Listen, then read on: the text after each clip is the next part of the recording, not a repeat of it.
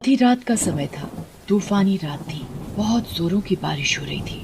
आसपास कोई भी नजर नहीं आ रहा था। उस तूफानी रात में एक सुनसान सड़क पर एक लड़की घर जाने के लिए ऑटो वाले का इंतजार कर रही थी। तभी एक गाड़ी उस लड़की की तरफ आकर रुकती है। इतनी रात में मैडम आप यहाँ क्या कर रहे हो? मैं ऑटो वाले का इंतजार कर रही हूँ, पर कोई भी टैक्सी या ऑटो नहीं मिल रहा। आपको इतनी रात में कुछ भी नहीं मिलेगा और बारिश भी हो रही है। आपको जाना कहाँ है? मैं आपको छोड़ देता हूँ। जी शुक्रिया, मैं चली जाऊंगी। देखिए रात काफी हो चुकी है, मैं आपको छोड़ देता हूँ। मेरा नाम अनुज है और आपका नाम क्या है? मेरा नाम नीलम है। बड़ा प्यारा नाम है। जी धन्यवाद। और एक कब्रिस्तान के पास पहुंचकर नीलम कहती है, अनुज आप गाड़ी यहाँ रोक दे, मेरा घर यहाँ पास में ही है। पर यहाँ तो कब्रिस्तान है। हाँ मेरा घर यहीं पर है। और अनुज गाड़ी रोक देता है। नीलम गाड़ी से उतरकर जाने लगती है और तभी उसकी नजर घड़ी पर पड़ती है और तभी वो नीलम को आवाज लगाता है, नीलम नीलम नीलम। पर नीलम अनुज की आंखों के आगे गायब हो जाती है। अरे ये नीलम कहाँ गायब हो गई? और अनुज अपने घर चला जाता है। घर पहुंचकर वो घड़ी की तरफ देखता है और कहता है, अरे ये कैसी घड़ी है, इतनी पुरानी, इसका डिजाइन भी अजीब सा है। और ये कहकर वो घड़ी टेबल पर रख देता है और सो जाता है। कुछ समय बाद अनुज को सोते समय कुछ अजीब सा महसूस होता है। अचानक अनुज को सोते सोते पसीना आने लगता है और अनुज को घबराहट और बेचैनी होने लगती है और उसकी आंख खुल जाती है तो वो देखता है कि पंखा अपने आप चलने लगता है, लाइट अपने आप जल जाती है और अपने आप बंद हो जाती है। तभी बाथरूम से पानी की आवाजें आने लगती हैं। अनुज कहता है, ये अचानक क्या हो रहा है? वो बाथरूम का दरवाजा बंद करने के लिए जाता है तो देखता है कि पानी की जगह नल में से खून निकल रहा है। वो डर कर बाथरूम से निकलता है तो देखता है कि घड़ी में से एक डरावनी चुड़ैल निकलती है और उसका गला पकड़ लेती है। अनुज चीखता है पर उसकी आवाज नहीं निकलती। चुड़ैल बड़ी ही भयानक और डरावनी लग रही थी। उसकी आंखों से खून टपक रहा था। उसकी आवाज बड़ी डरावनी थी। तभी अनुज कहता है, कौन कौन हो तुम मुझे मारना क्यों चाहती हो? मुझे छोड़ दो। मैंने तुम्हारा क्या बिगाड़ा है? आ, आ, आ,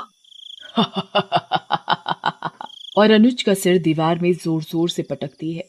अनुज के सिर से खून निकलने लगता है। चुड़ैल तब तक अनुज को नहीं छोड़ती जब तक उसकी मौत नहीं हो जाती। अनुज की मौत हो जाती है और घड़ी फिर टेबल पर होती है। और तभी अनुज की मौत की खबर सुनकर अनुज का दोस्त नवीन आता है। इतनी बेरहमी से किसने मारा? कौन मार सकता है? अनुज का तो किसी से कोई लड़ाई झगड़ा नहीं था और ना ही कोई दुश्मनी थी। फिर कौन ऐसा कर सकता है? कौन कर सकता है?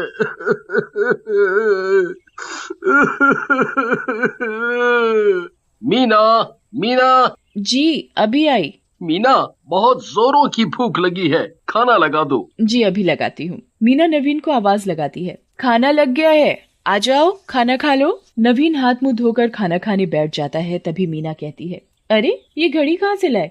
कितनी अजीब सी घड़ी है और मैंने आज तक इतनी गंदी घड़ी नहीं देखी। और ये कहकर मीना घड़ी को जोर से पटक कर टेबल पर रख देती है और किचन में बर्तन धोने चली जाती है। तभी अचानक मीना को कुछ अजीब सी आवाजें सुनाई देती हैं, जैसे कोई रो रहा हो। मीना सुनने की कोशिश करती है पर रोने की आवाजें बंद हो जाती हैं। फिर मीना अपने काम में लग जाती है। तभी रोने की आवाजें फिर सुनाई देने लगती हैं। अरे ये आवाज तो घड़ी में से आ रही है। मीना घड़ी उठाती है। घड़ी में से खून निकल रहा होता है। अरे ये घड़ी में से खून कैसे निकल रहा है? खून देखकर वो डर जाती है और उस घड़ी को फेंक देती है। तभी अचानक घड़ी में से चुड़ैल निकलती है। मीना चुड़ैल को देखकर घबरा जाती है। चुड़ैल चुड़ैल आवाज लगाती है।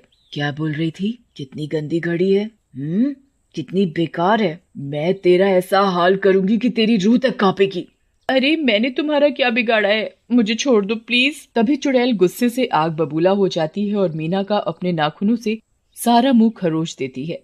उसके मुंह से खून खून निकलने लगता है। मीना चीखती रह जाती है पर उसकी आवाज नवीन तक नहीं पहुंच पाती। मैं तुझे मारकर और ताकतवर बन जाऊंगी। और अपने दोनों हाथों से मीना का गला दबा देती है और घड़ी टेबल पर रखी होती है। अगली सुबह, मीना, मीना, ये तुम्हें क्या हो गया? तुम्हें किसने मार डाला? किसने मार डाला? मेरा क्या होगा? मैं तुम्हारे बिना कैसे रहूंगा?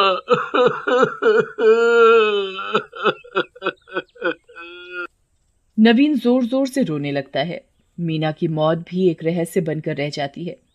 उसकी मौत का किसी को पता नहीं चलता कि आखिर मीना की मौत हुई तो कैसे हुई। और कुछ दिनों बाद एक रात एक चोर चोरी करने के लिए नवीन के घर में घुसता है। अरे यहाँ तो काफी कीमती सामान रखा हुआ है। जो भी कीमती सामान है मैं उठाकर थैले में डाल लेता हूँ। इसके तो दाम भी बहुत अच्छे मिलेंगे। चोर सारा कीमती सामान थैले में डाल चुका होता है, तभी उसकी नजर टेबल पर रखी घड़ी पर पड़ती है। अरे ये कैसी घड़ी है? ये तो बहुत पुरानी लगती है। इसके तो बहुत दाम भी मिलेंगे। मैं इसे बेचकर अमीर बन जाऊंगा और आराम से ऐश की जिंदगी जीऊंगा। मुझे चोरी भी नहीं करनी पड़ेगी और मेरी धर्मपत्नी भी खुश हो जाएगी। चोर नवीन के घर से सारा कीमती सामान और घड़ी चुरा कर निकल जाता है और घड़ी के साथ साथ चुड़ैल भी चोर के पीछे पीछे चलने लगती है।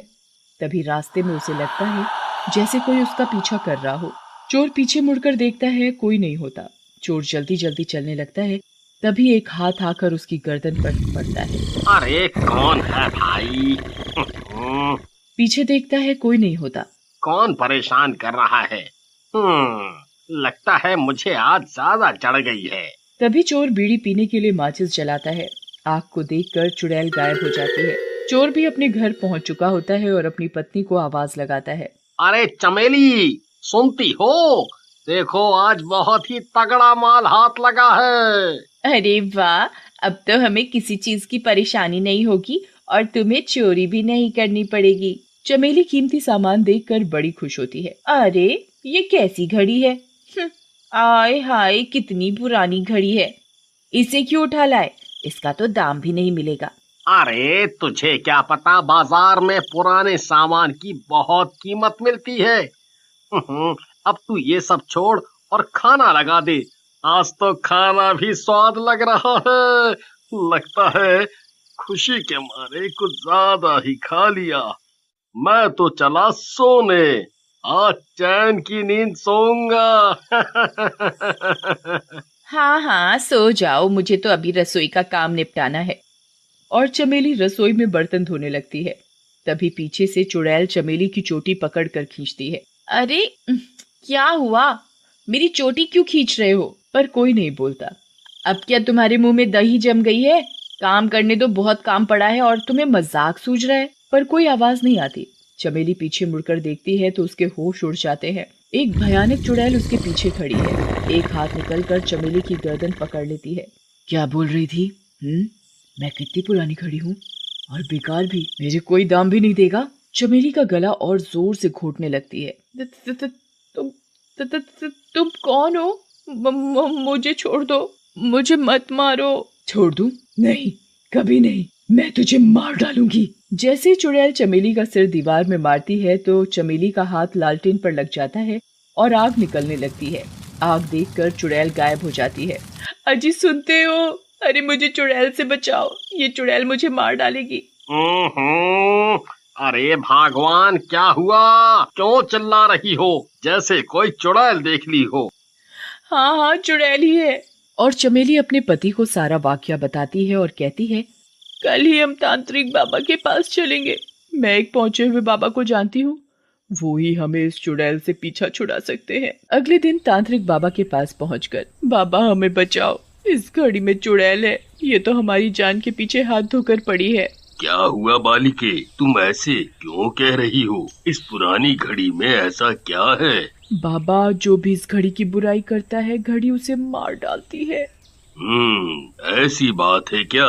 चलो मैं भी इस घड़ी की बुराई करके देखता हूँ। बाबा भी घड़ी की बुराई करने लगते हैं। हाय हाय हाय हाय हाय हाय, ये कैसी घड़ी है? इतनी बुरी घड़ी तो मैंने आज तक अपनी जिंदगी में नहीं देखी। तभी घड़ी से चुड़ैल निकलकर बाबा के सामने आ खड़ी होती है। कौन है जो मेरी बुराई कर रहा है? मैं सबको मार डालूंगी, किसी को भी जिंदा नहीं छोड़ूंगी। बाबा तभी चुड़ैल के ऊपर गंगा जल डालता है और उससे पूछता है, ऐ घड़ी वाली चुड़ैल, तू इस घड़ी में क्या कर रही है और सबको क्यों मार रही है? अरे इस घड़ी ने ही मेरी हंसती खेलती जिंदगी बर्बाद कर दी। क्यों, कैसे? मैंने अपनी सहेली को ये घड़ी तोहफे में दी थी। कुछ समय बाद उसके घर में सबकी मौत हो गई और सब लोग इस घड़ी को ही उनकी मौत का कारण बता रहे थे और मुझे मुजरिम। मैंने इसी चक्कर में फांसी लगा ली और तभी से मेरी आत्मा इस घड़ी में है और जो भी इस घड़ी को उल्टा बोलता है मैं उसकी जान ले लेती हूँ। बाबा चुड़ैल की आत्मा को शांति देता है और उस घड़ी को पीपल के नीचे दबा देता है।